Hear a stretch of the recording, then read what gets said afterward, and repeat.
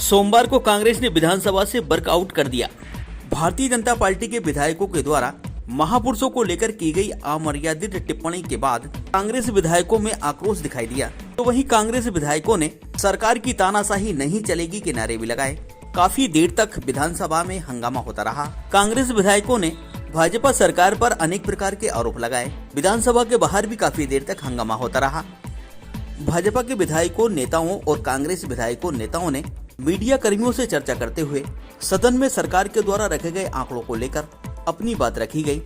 आदर्श news के लिए भोपाल से पत्रकार नजर खान की रिपोर्ट।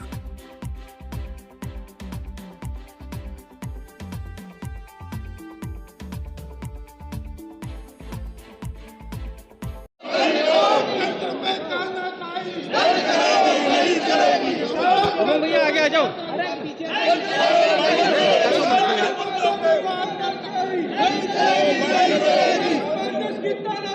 नहीं चलेगी, नहीं चलेगी, सरकार की तानाशाही नहीं चलेगी, नहीं चलेगी। मुख्यमंत्री की देखिए, मैं जहाँ तक मैं सदन में पहली बार चुनकर आई हूँ, बालाघाट विधानसभा क्षेत्र से 111 क्रमांक है मेरा, अनुभा मुंजारे नाम है मेरा।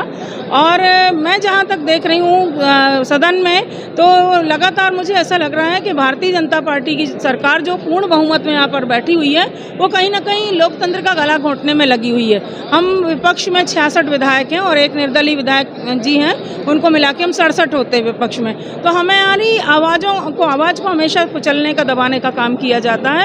हमारी सुनी नहीं जाती। कहीं ना कहीं हमको ये एहसास कराया जाता है कि हम संख्या बल में कम है, लेकिन वो ये नहीं समझ पाते कि हम भी लोकतंत्र में जनता के द्वारा चुने गए हैं। ऐसा क्या किया गया जिसकी वजह से आप लोग नाराज हो गए, बाहर आ गए? महामहिम राज्यपाल जी का अभिभाषण जो हुआ है विगत दिनों, उस पर आज चर्चा थी सदन में और माननीय मुख्यमंत्री जी को उस जवाब देना था, उनको भाषण देना था यहाँ पर। और माननीय मुख्यमंत्री जी जब जवाब दे रहे थे तो उनके जवाब में कहीं भी प्रदेश के किसानों के लिए, प्रदेश के बेरोजगार बच्चों के लिए, प्रदेश की महिलाओं के लिए कहीं पर भी कोई उनके भाषण में उल्लेख नहीं आ रहा था। बस वो घुमा फिरा के ले दे के हमारे माननीय प्रधानमंत्री नरेंद्र मोदी जी की क्या नाम ले लेके उनका गुणगान लगातार किए जा रहे थे।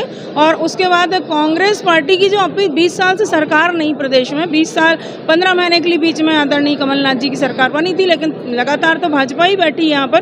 तो भारतीय जनता पार्टी के तरफ से लगातार पूर्व मुख्यमंत्री दिग्विजय सिंह जी के कार्यकाल की टीका टिप्पणी की जा रही थी। और हद तो तब हो गई जब संसदीय कार्य मंत्री, जो बहुत वरिष्ठ नेता हैं, सम्मानीय कैलाश विजयवर्गीय जी, जो नगरीय प्रशासन विभाग के मंत्री भी हैं, उन्होंने बहुत ही आपत्तिजनक टिप्पणी कर दी अपने मुख्यमंत्री के भाषण के चलते ही कि कांग्रेस पार्टी के, मैं उन सम्मानीय नेताओं का नाम लेके उनके सम्मान को कम नहीं करना चाहती, उनका नाम लेके उन्होंने लुटेरा और न जाने क्या क्या शब्दों को बोल दिया।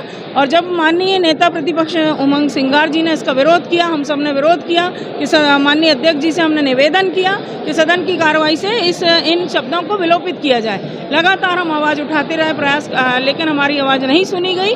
तो लोकतंत्र की रक्षा करते हुए हमने एक साथ एकजुट होकर हमने 67 सदस्यों ने विधानसभा की कार्रवाई से बहिर्गमन किया है। तो उनके द्वारा जो आंकड़े दिए गए, मैंने बताया कि आपके द्वारा 2 गलत आंकड़े दिए जा रहे हैं, या तो सदन में गलत है या बाहर। वेबसाइट पे इन्होंने बोला 58% व्यय हुआ है इस वित्तीय वर्ष में और सदन में 64% बोला। तो मैंने उस चीज़ का प्रमाण भी दिया माननीय उप मुख्यमंत्री जी को और पूरी सरकार को।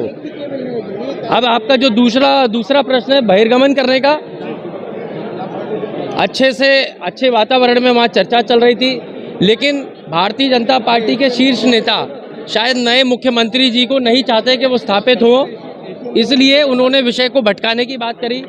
कुछ महान पुरुषों के लिए, कुछ ऐसे महान पुरुष जो देवतुल्य हैं, उनके लिए इतने अमर्यादित शब्द बोले उन्होंने कि कांग्रेस के किसी भी सम्मानित सदस्य से वो सहन नहीं हुए। पहले हमने कहा उसको विलोपित करवाएं, और जब उसको विलोपित नहीं करवाया तो हम सब लोगों ने उस पर वॉकआउट करके बहिर्गमन किया है। राज्यपाल जी का दूसरा अभिभाषण में चर्चा हो रही थी। पूर्व में आपने मुख्यमंत्री जी का भाषण सुना, जो एक मंदिर के पुजारी की तरह उन्होंने पहले दिसंबर में भाषण दिया था। आज भी वही, आज मोदी सरकार की गारंटी की बात करते, लेकिन प्रदेश के मुद्दे, प्रदेश के किसानों को बिजली की आवश्यकता की बात नहीं करते, प्रदेश के युवाओं की बेरोजगारी की बात नहीं करते।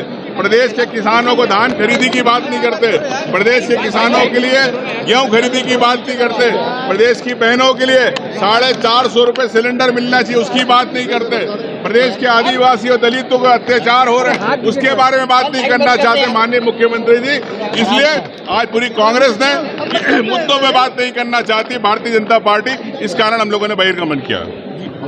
ये कांग्रेस के इन मामलों पे अपन क्या बोल सकते हैं, उनके अंदर क्या राजनीति है, क्या स्ट्रेटजी है, इसके बारे में मुझे कुछ बोलना मेरे लिए संभव नहीं है। मध्य प्रदेश से सोनिया गांधी को मिलने के लिए कवायद कर रहे हैं। कांग्रेस टूट रही है, डूबता हुआ जहाज है, वहाँ बहुत अंतर विरोध है, इसी कारण सभी चुनावों में उनकी बहुत बुरी तरह हारें हो रही हैं, ये तो जग जाहिर है।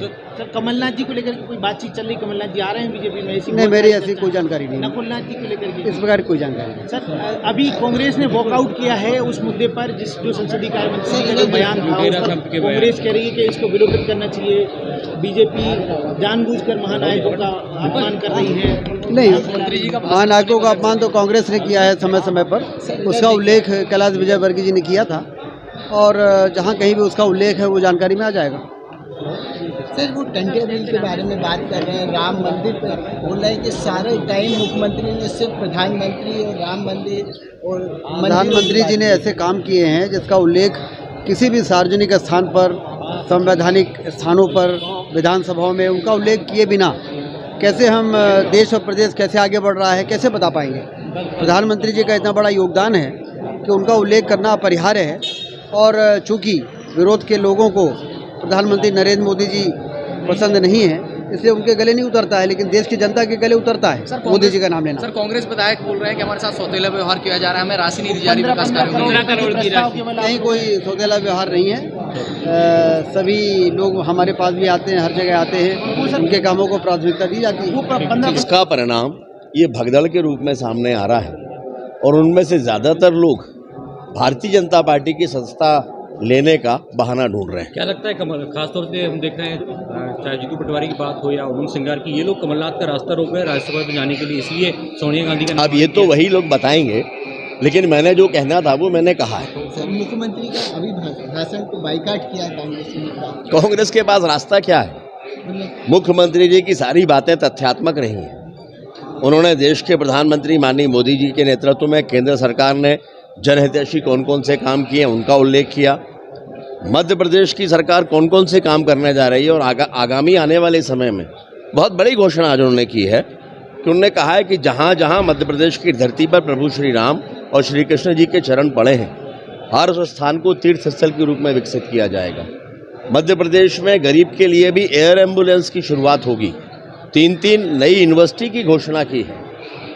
वो सारे जन कल्याण और जनहित के कार्यों को आज उन्होंने विधानसभा में बताया, जो सुनना कांग्रेस को स्वीकार नहीं था।